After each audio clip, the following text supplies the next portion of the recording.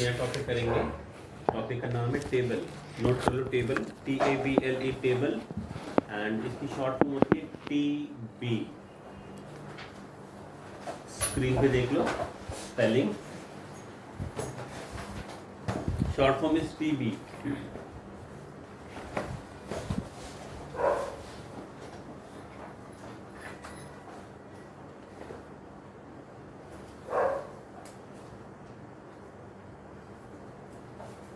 Okay, तो basically table होता क्या है, जैसे अगर आप लोगों ने कभी माइक्रोसॉफ्ट एक्सेल में काम किया तो एक्सेल शीट होती है, इसमें नंबर ऑफ रोज होते हैं, नंबर ऑफ कॉलम्स होते हैं। हॉरिजॉन्टल वाली होती है रोज। जैसे इस एग्जांपल में अगर आप देखो तो आपको 4 रोज दिखाई दे रही है ना, A1 से लेके A4 तक 4 रो दिखाई दे रही है, इन्हें हम कहते हैं rows. And the vertical ones are called the columns.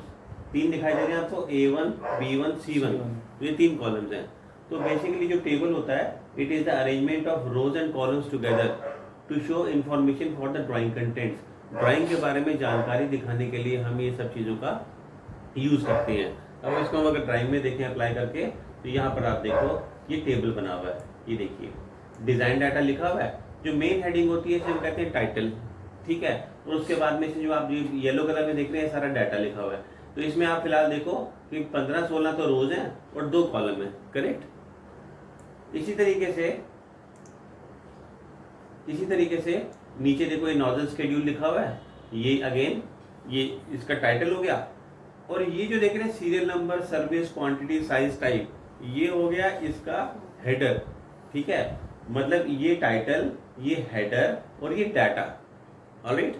तो किसी में ये मतलब ये भी होता है, टाइटल, हेडर और डाटा तीनों होता है। इसके अंदर में डायरेक्टली टाइटल था फिर डाटा था, और इसके नीचे और आ जाती हैं। ये देखिए बिल ऑफ मटेरियल बना हुआ है, तो बिल ऑफ मटेरियल टाइटल हो गया, ये बाकी सब कुछ हेडर हो गया और ये डाटा हो गया।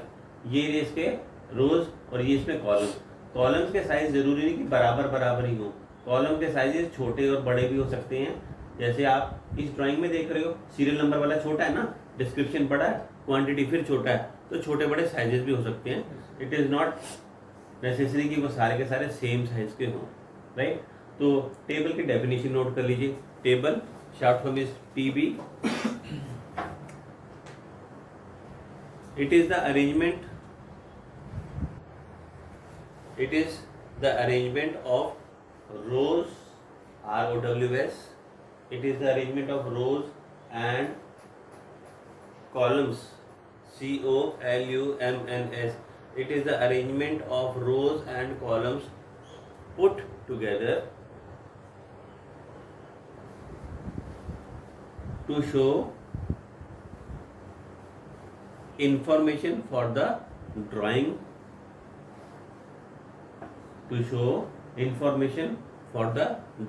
contents, CONTENTS, to show information for the drawing contents.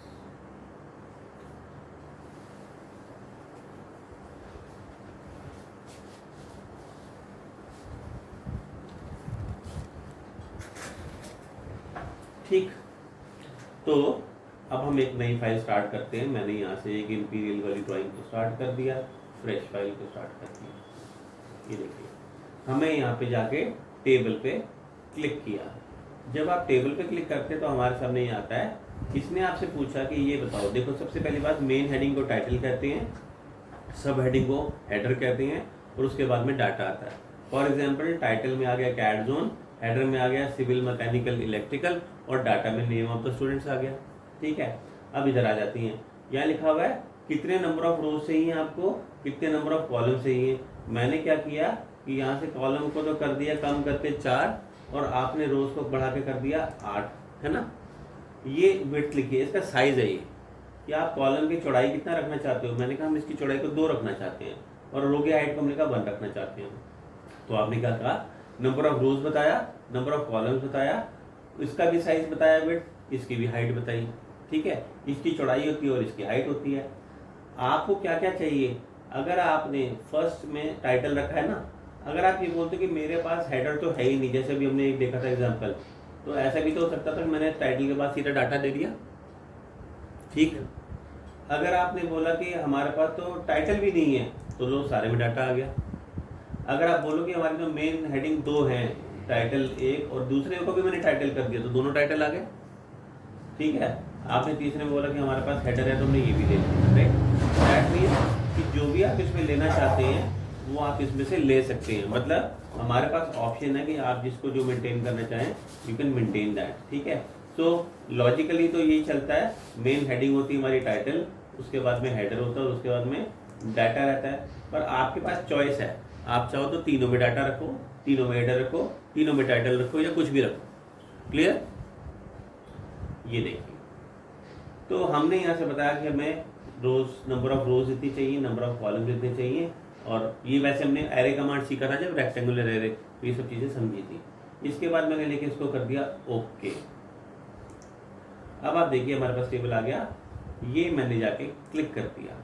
Click करने के बाद आपने देखा कि ये फ्लैश होने लगा। इसमें मैंने इसकी जो मेन हेडिंग थी यहाँ पे, जैसे मैंने आपको एग्जांपल में बताया कि मैंने यहाँ पे मेन हेडिंग लिख दी, इसे हम टाइटल बोलते हैं। उसके बाद नेक्स्ट में मैंने यहाँ पर ये लिख दिया इसमें, ये देखिए ये हमारे हो गए हेडर। तो फॉर एग्जांपल मैंने सिविल के लिए लिख दिया, मैकेनिकल के लिए NEC लिख दिया, आर्किटेक्चर के लिए ARCH लिख दिया, और इसी तरह से इलेक्ट्रिकल के लिए ELE लिख दिया, राइट।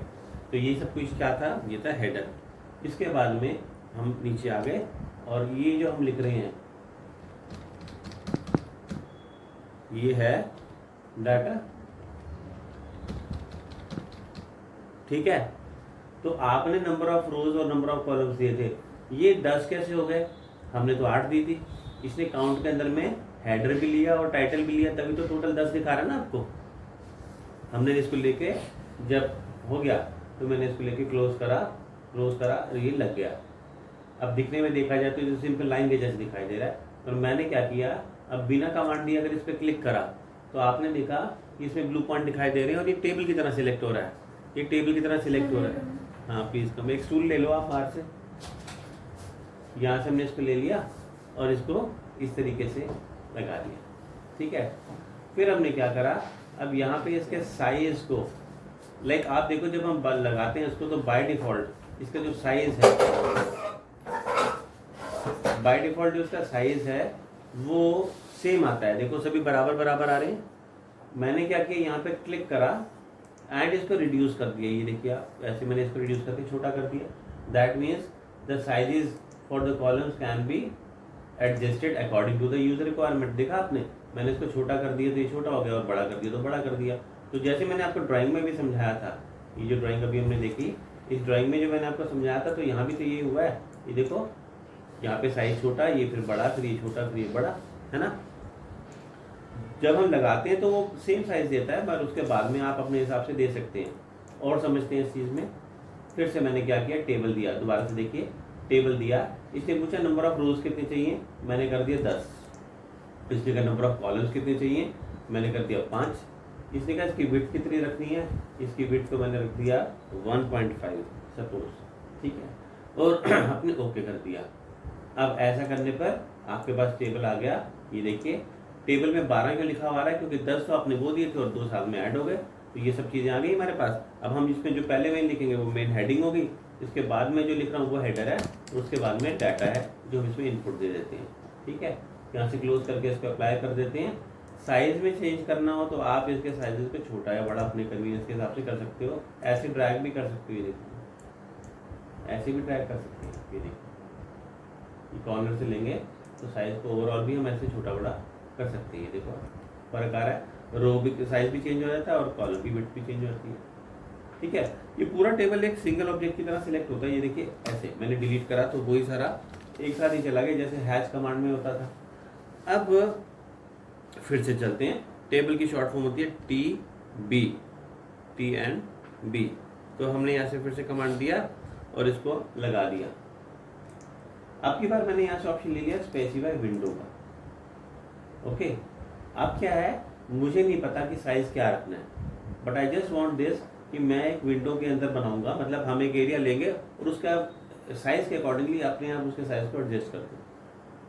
तो मैंने ऐसा स्पेसिफाई विंडो का ऑप्शन लिया आपने ये बता दिया कि मेरे को 5 तो चाहिए कॉलम और 10 चाहिए रोज, और विंडो ले लिया, ठीक है, हमने ओके कर दिया। अब की बार क्या हुआ कि आप ये देखिए, मैंने यहाँ से ये विंडो बनानी शुरू करी, आपके विंडो के साइज के अकॉर्डिंगली एडजस्टमेंट हो रहे हैं ना, देखो उसके विड्थ भी उसके हिसाब से एडजस्ट हो रही है कॉलम की, और रो की हाइट भी उसके हिसाब से एडजस्ट हो रही है। दैट मीन्स कि हमने कोई स्पेसिफिक साइज नहीं दिया था, हमने तो उसको बता दिया था कि हमें इतनी रोज और इतने कॉलम चाहिए, और उसने डिवीजन करके उसको उतना दे दिया। ये ठीक है जी, ओके, इस तरीके से। तो आपने यहाँ पे देखा कि हमने बिना साइज दिए इसके बराबर हिस्से कर दिए। फिर से हम इस पे आ जाते हैं, मैं इसको डिलीट कर रहा हूँ, मैंने फिर से इसको देखे टेबल लिया, और अब की बारी हमने क्या किया, यहाँ पे हमारे पास एक ऑप्शन है, हम बना तो विंडो ही रहे हैं लेकिन मैंने विड्थ और हाइट दे दी। तो उससे क्या होगा, जब आप ओके करेंगे तो ये ना, ये बॉक्स जो बन रहा है उसी साइज का बन रहा है। जैसे ही मैंने इसको 1.5 का और गैप दे दिया, एक और कॉलम ऐड हो गया, देखा आपने 1.5 रखा था ना मैंने विड्थ को, तो 1.5 बढ़ाते ही एक और कॉलम ऐड हो जाता है, जितना मतलब मेरी विंडो में बढ़ता जाएगा उतना आता जाएगा। ऐसे अगर मैं इसको नीचे लेके चलूँ तो रोज भी ऐड होती जा रही है। इसका मतलब कि आपकी बार बंद तो विंडो ही रहा है मगर साइज स्पेसिफिक आ रहा है। पिछली बारी हमने बोला था वो अपने आप ऑटोमेटिकली एडजस्ट कर ले, लेकिन अब की बारी हमने जो साइज दिया था उसके हिसाब से number of rows and columns बन रहे हैं। क्लियर है? और एक चीज़ देखिए, इसमें ऐसा भी हो सकता है कि हम बोले कि कॉलम तो हम नंबर बताएंगे और रोज की हम हाइट देंगे, ठीक है, ऐसा भी हो सकता है। तो मैंने अब की बारी क्या किया, तो आप देखो ये क्या कर रहा है, कॉलम की विड्थ तो विंडो के हिसाब से एडजस्ट कर रहा है मगर रो तो उसने सेट की भी है एक की। ठीक, तो दोनों बातें हो सकती हैं। अगर आप चाहें तो इसमें विंडो लेने के बाद number of rows and number of columns भी बता सकते हैं। आप चाहें तो कॉलम की विड्थ और रो की हाइट भी बता सकते हैं। आप कॉलम रो भी बता सकते हैं और कॉलम डाटा भी बता सकते हैं। ठीक है, हम कुछ भी कर सकते हैं। तो ये तो देखा आपने, इसको हमें टेबल लगाने का ये तरीका था। अब हम चाहते थे कि जो टेबल हम बनाएं वो थोड़ा सा डिफरेंट हो। डिफरेंट मतलब जैसे कि हम उसको कुछ अपने हिसाब से, जैसे इसमें आप देख रहे हो कलर दिया हुआ है, फॉन्ट दिया हुआ है, ये सब चीज़ें हम चाहते थे टेबल हम अपने हिसाब से कुछ डिज़ाइन करें। तो हम क्या करेंगे, यहीं पे हमारे पास ऑप्शन है टेबल कमांड में, देखिए आप यहाँ पे एक जगह लिखा हुआ है टेबल स्टाइल। ओके, इस पर क्लिक करेंगे। ठीक, क्लिक करने के बाद आप देखेंगे यहाँ पर आपने पहले भी सीखा था स्टाइल बनाना, आप डायमेंशन में भी स्टाइल बनाना सीख चुके हो, टेक्स्ट में भी स्टाइल बनाना सीख चुके हो। हमारे लिए कुछ नई चीज़ नहीं है। अब तीसरी बार हम देख रहे हैं ऑटोकैड ने जो आपको बाय डिफॉल्ट अपने आप से पहले दिया हुआ स्टाइल, उसका नाम है स्टैंडर्ड। हमें नया स्टाइल बनाना था, मैंने न्यू पे क्लिक कर दिया। इसके पूछा नाम बता दो, तो मैंने न्यू का नाम 1 2 3 दे दिया। सपोज कुछ भी दे सकते हैं, वैसे तो कंटिन्यू करा। यहाँ पर आ जाते हैं न्यू टेबल स्टाइल 1 2 3 हम अपने हिसाब से बना रहे हैं।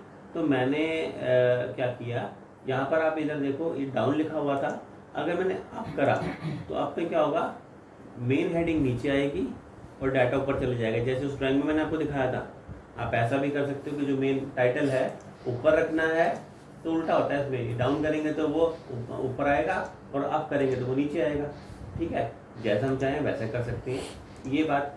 दूसरी बात, यहाँ पे देखो आप लिखा है सेल स्टाइल में डाटा लिखा हुआ है। डाटा ये सारा लिखा हुआ है ना, जो हमने डाटा ये सब है, बेसिकली यहाँ तीनों चीज़ें हैं, डाटा भी है, हेडर भी है और टाइटल भी है। तो हम ये जो नीचे देख रहे हैं जनरल, टेक्स्ट और बॉर्डर, ये तीनों इसकी प्रॉपर्टीज़ होती हैं। मैं भी आपको चेंज करके दिखाऊंगा। अभी समझना ये है कि जो प्रॉपर्टीज़ मैं बदल रहा हूँ यहाँ पे, ये सभी के लिए कॉमन है। मैं आपको डाटा पे करके दिखाऊंगा, मगर ये इसी तरह से हेडर और टाइटल पे भी बदली जा सकेंगी। करके देखते हैं। मैंने यहाँ से डाटा लिया और डाटा लेने के बाद मैंने क्या किया कि सबसे पहले तो ये जो हमारा देखो जनरल लिखा हुआ है, फिल कलर था। मैंने क्या किया, फिल कलर में गए और मैंने एक लाइट कलर बैकग्राउंड सिलेक्ट कर लिया, ये देखिए, और ओके कर दिया। तो आपने देखा डाटा के पीछे एक बैकग्राउंड कलर आ गया। ठीक, यहाँ पे लिखा है अलाइनमेंट टॉप सेंटर। आपने देखा सब जगह पे ड्राइंग जो है बिल्कुल टॉप सेंटर में लिखी हुई है। If I change it to top left, it will shift to top left. अगर हम इसको टॉप राइट करेंगे तो टॉप राइट पे चले जाएगा, जहाँ पे भी आप चाहते हो। वैसे top centre is the perfect position, इसको हम चेंज करते नहीं है। ठीक है, then we have the margin. Basically margin क्या होता है, ये जो गैप आसपास से मेंटेन करते हैं इसको मार्जिन कहते हैं। अब देखो ये 0.06 था, मैंने इसको